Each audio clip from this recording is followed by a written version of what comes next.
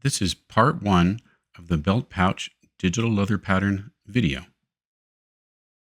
Welcome to Raven Wright Studios. My name is Ryan. This video is for the belt pouch DIY leather pattern.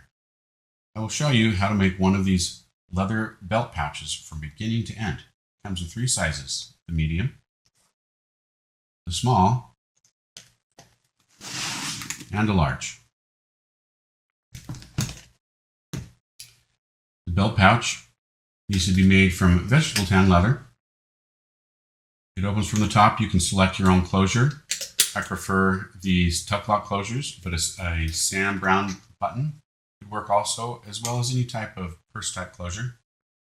On the back are slots cut so that a belt can slide through and you can wear it easily, but it also fits nice and flush so that if you want to take this and throw it inside a bag, it doesn't have anything hanging off of it that can get caught on something. Visit my store at ravenwrightstudio.com to buy the pattern so you can follow along. The link is in the description and my bio. Let's get started. Begin by going to the location where you saved the file once you've downloaded it. Double-click and open it.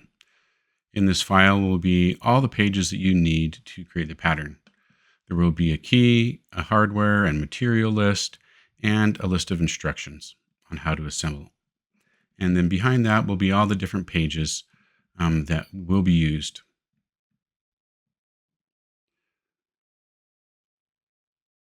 Once it's time to print, go to File and select your print feature.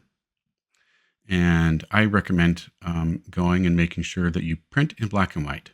There's no color and you can save on ink. And then under scale, make sure that you pick none or 100%. That's important so that the pages print the correct scale. And then when you're ready, go ahead and click OK.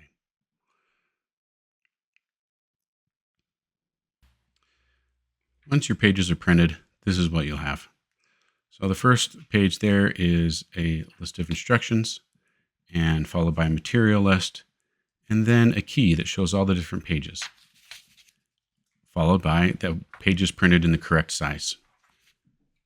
It's pretty simple for the small and medium. You don't have to do anything. They fit on one page for each piece, but the large does have pages that will need to be cut out and taped together if you choose to do that size.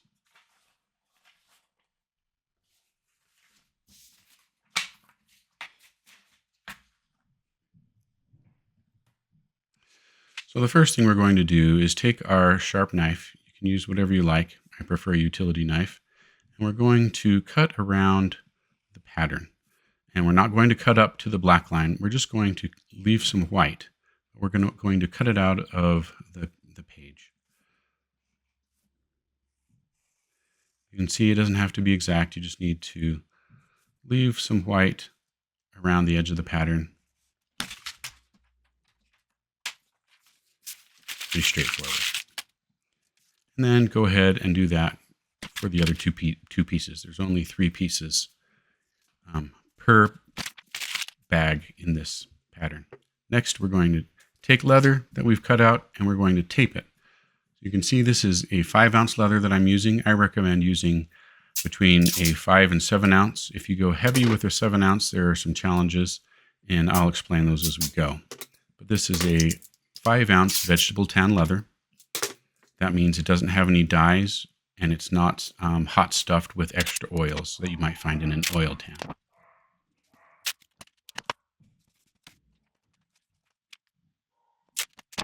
We go ahead using this semi-transparent masking tape and we tape each pattern onto a piece of leather.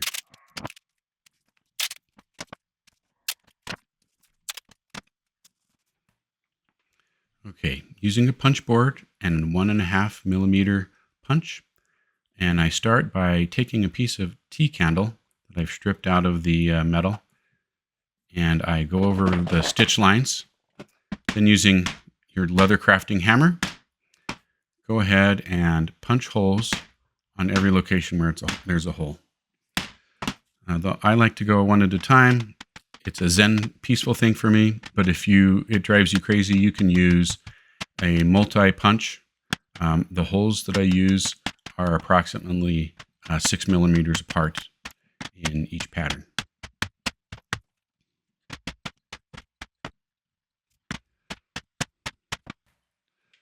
So once the holes are punched, I use shape punches. And so this is a corner, and I'm going to use these on these top flaps that will end up in the inside of the belt pouch once it's completed. And it's just a quarter round shape, and it helps make the shape. If you're really good with the knife, you could cut these shapes, but I prefer to do it with a punch. It just makes things a little cleaner.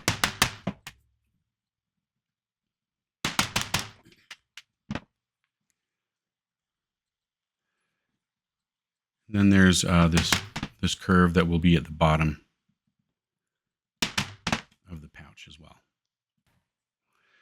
And then next, I like to use this straight punch, and I use it to make all of my 90-degree corners on the insides. It's easier than cutting with a knife because you don't risk any overcuts into the pattern. So you just put it in the exact place you want, hit it with the hammer once or twice, and that's it. Once again, this isn't necessary, but you can use your knife. In this, there are some small detailed 90-degree corners, and it just is a little more helpful. While I'm doing this, notice on the pattern that some of the dark black lines that need to be cut go to the interior of the pattern. And I'm using the punch primarily to make sure those are cut. Like right there, that goes inside the pattern just a little bit, so that the leather folds, and that'll become clear once we get to that part.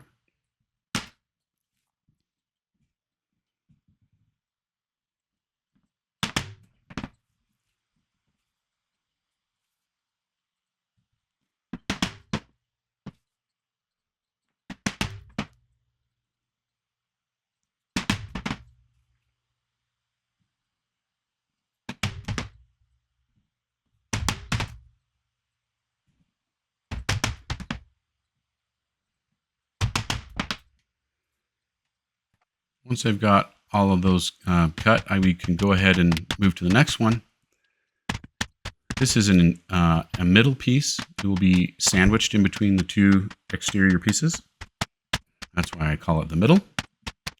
It's the same thing. We go ahead and punch all the holes.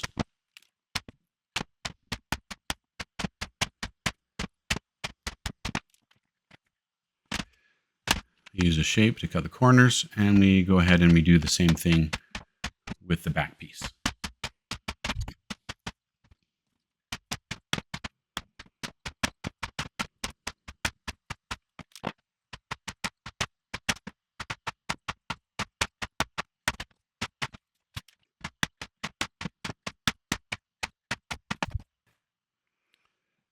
Use the quarter round punch again to cut the rounded corners.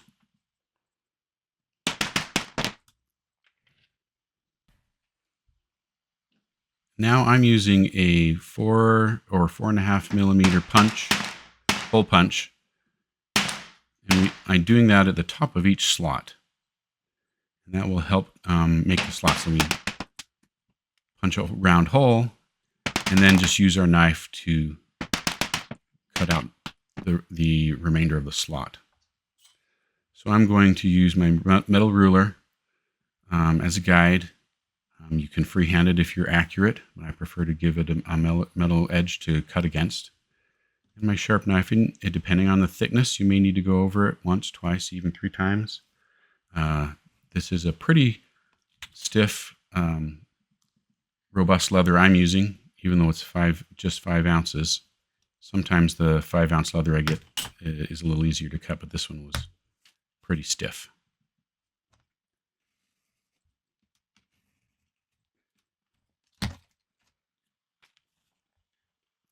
And then now it's time to cut on the outside. We're going to cut right on the black line all the way around the edge. And for the straightest edges, I like to use this metal ruler. It gives me a nice straight edge.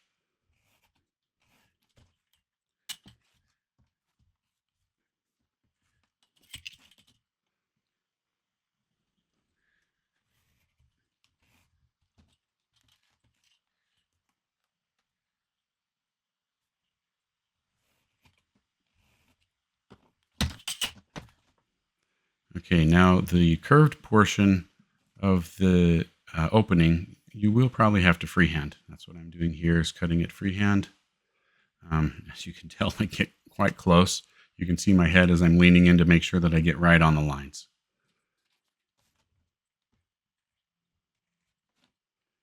And depending how thick and tough the leather is, you may need to go over it a couple of times to cut it all the way through. Don't try and push so hard all at once.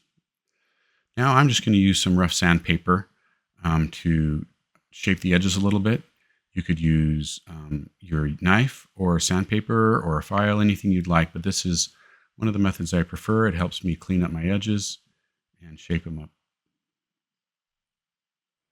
So that was, now I'm going to use an edge beveler. This isn't required. This is just something I'm doing to take off the sharp edge from the outside of the opening. If you don't have an edge beveler, you can achieve the same look by a little bit more sanding. Or if you just want to leave it a little bit rougher, you can do that and shape it with a knife. Now I'm using a finer grit sandpaper to finish that edge and make it a little cleaner. The next thing I'm going to do is use this round file, and I'm going to clean up the edges on the inside of the belt loop a little bit. Once again, this is optional.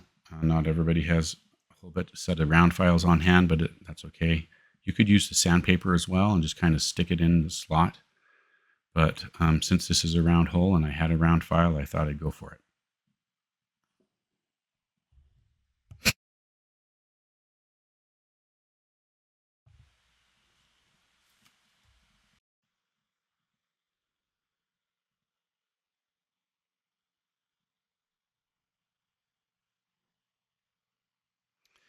Now I'm just going to use an edge beveler for just the top right here on the middle piece. And I'm going to sand that down a little bit. This piece right here gets sewn right to the back, and it is the only edge of the middle that's really exposed. Okay, so this is assembly step 1. And it is the first step where we're going to sew, and we're taking the back and the middle piece and we're sewing them together just to the top. I'm starting from the second hole, and then I'm going to go through the first hole.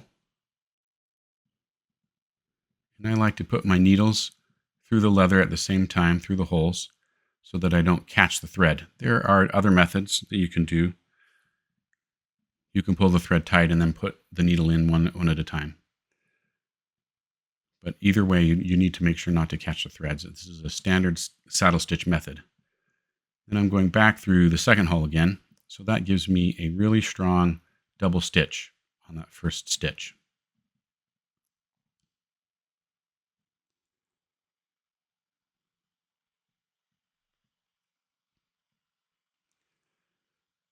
And then I'm using a standard saddle stitch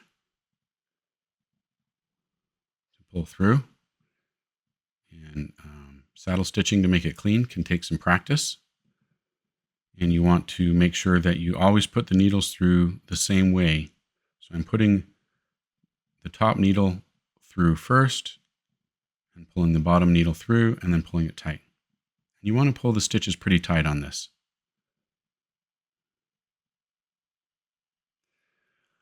If I wasn't filming this, one thing I would do is probably use a stitching pony. And that way you can clamp your leather in it and hold it close to your lap and stitch. That's just a hard way to film.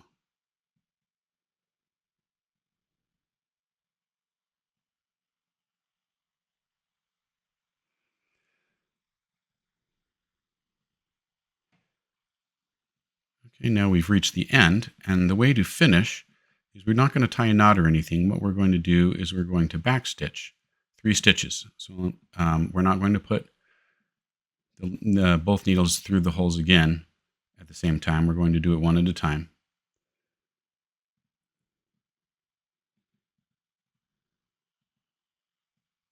You want to do it slow and careful. You're going to try and line the threads up with the previous stitch if possible to make it look as neat and clean as you can. It will look a little bit thicker just due to the nature of the heavy duty thread we use.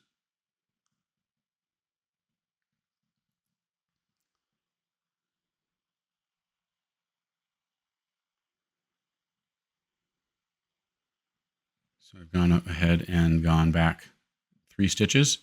I'm going to snip it off and leave a tiny little tail poking up. And now I'm going to use my lighter. It has to be a butane lighter to be hot enough. And I'm going to melt that little tail and push it into the hole. And I do that on the back. And so that will squish itself into that hole on both sides and create kind of a barbell shape. And it will secure that thread.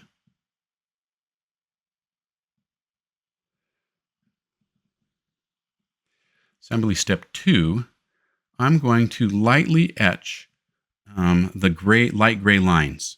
And this is where we will fold things. Now, if you don't want to do this, you don't want to etch, you don't have to, but you do want to keep your pattern so you know where you're going to make a fold.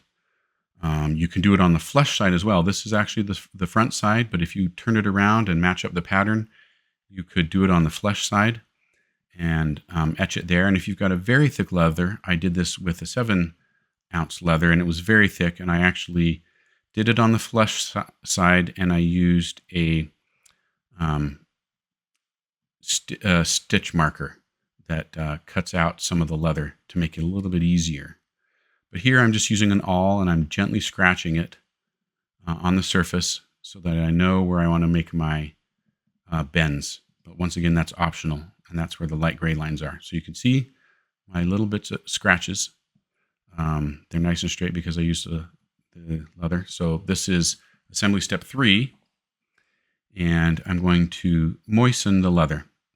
So if you are a leather tooler and you've tooled leather before, we're not casing it. This is different. We don't need to get it that wet.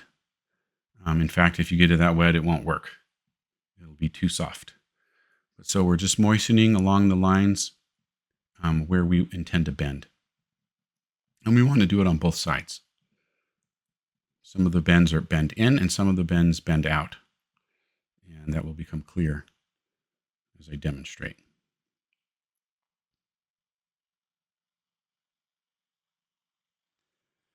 Just using a clean sponge and some room temperature water.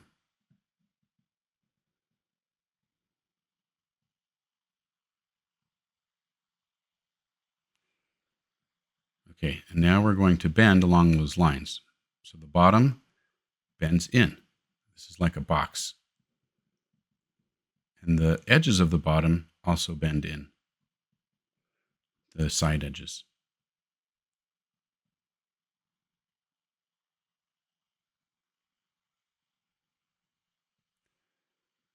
And then the sides bend in. So we're making the sides of the pouch. Now the very outside edges bend out. So where the stitch lines are, all the stitch lines bend out.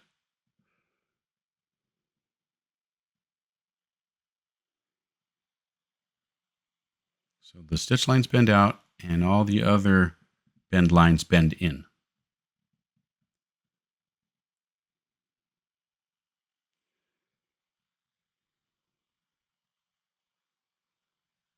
And these little flaps at the top, those are designed to help keep things inside the pocket, but you can still reach in and grab things easily.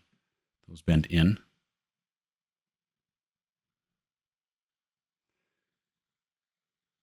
And now what we're going to do is sew on my matching up holes C and C and holes D and D.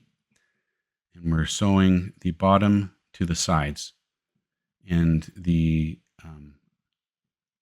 stitch line from the bottom will be inside the side. You can see that. And you can start from the front or the back, it doesn't matter. I'm just starting from the front. This is a standard saddle stitch technique, just like I did before. I do a double stitch at the beginning to give it extra strength. I sew the stitch line and then back stitch 3 stitches.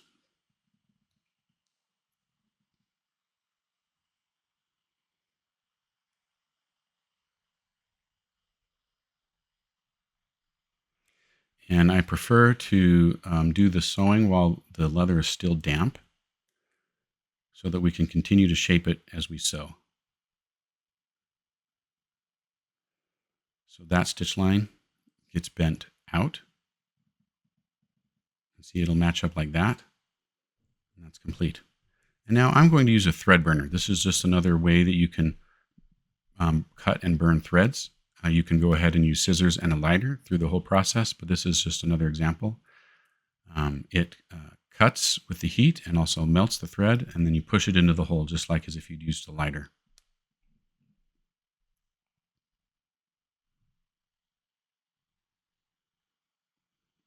So that's one side, and you go ahead and do the other side as well.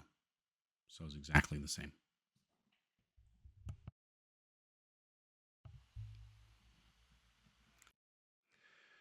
Okay, this is assembly step 5. Now we've got both of the sides sewed together, and we're going to sew this front piece to the middle and back.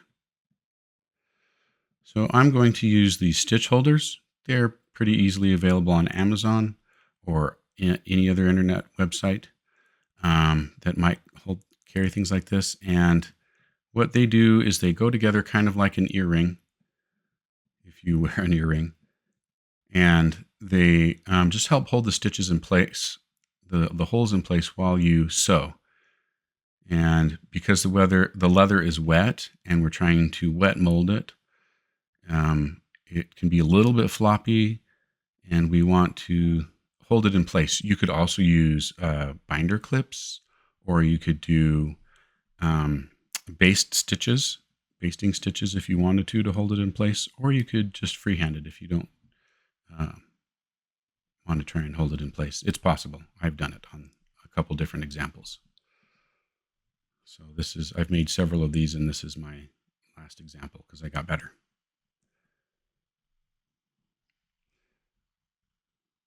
Now we're going to start at the second hole. And we're going to be sewing through 3 different leather layers now. But if we hold it in place with the stitch holders, it makes it quite a bit easier. These are fairly big holes, so it's not an enormous challenge.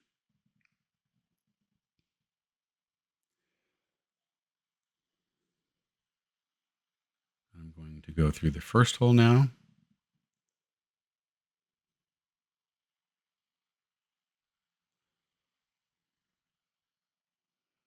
And we want to pull this pretty tight because we're holding the shape of the pouch together with the stitch line. So we want it snug.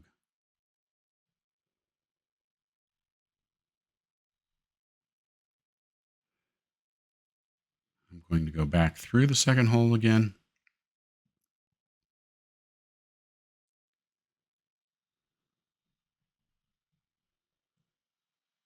And pull it snug.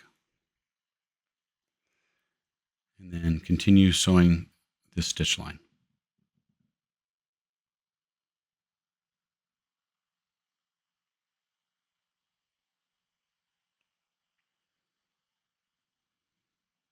And as you go, remove the stitch holders.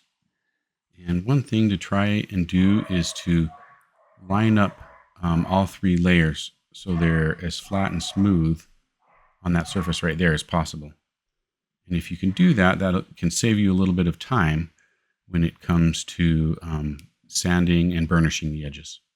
And that will be demonstrated in part 2.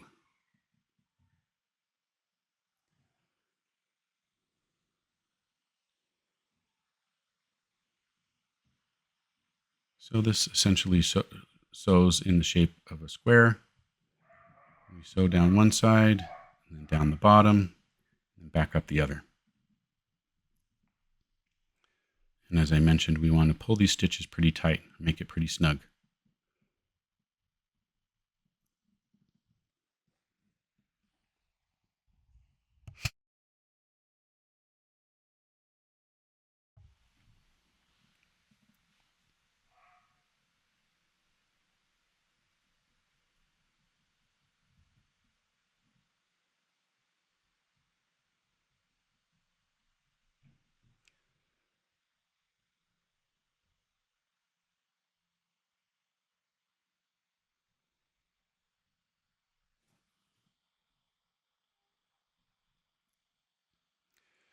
And we get to the end again, and we backstitch 3 stitches. And I'm going to use the thread burner again. It's just a simple, easy tool. If you do a lot of leather working, you might consider investing in a thread burner. There's different brands. This one is rechargeable, so you don't have to change batteries.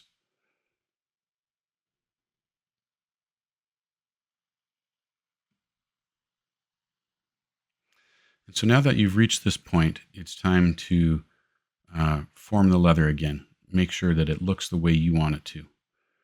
Check the folds, check the shape. We've worked it quite a bit while sewing, so it could have gotten out of shape a little bit. I'm pushing the bottom down there to make the shape the way I want it, reinforcing the edges a little bit.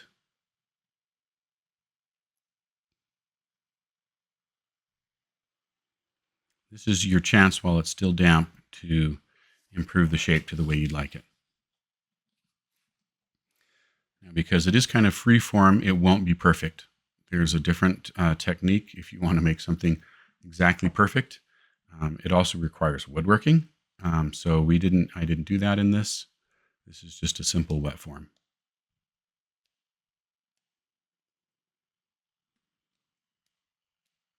You can see all the different angles what it looks like at this point.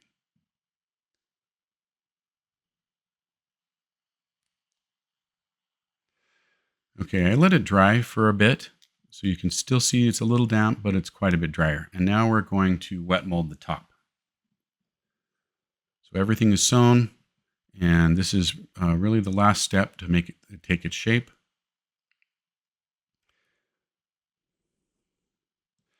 And so we're going to wet the hinge at the very back. And then you can see we bend it over, and then we're going to wet the center section where it will bend over the front.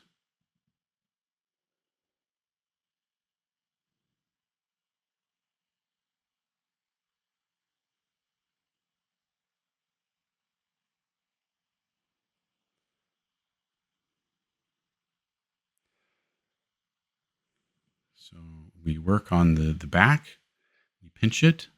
You might have to go over and pinch it several times to get the shape you want. We do the same thing to the front. And so I located where I want it, and then I can pull it away and pinch it a little bit more. And that is essentially it. That's the shape you want. So at this point, we want it to let it completely dry. And once it's completely dry, then it will be stiffer and firmer and will hold its shape better. Now continue to part 2.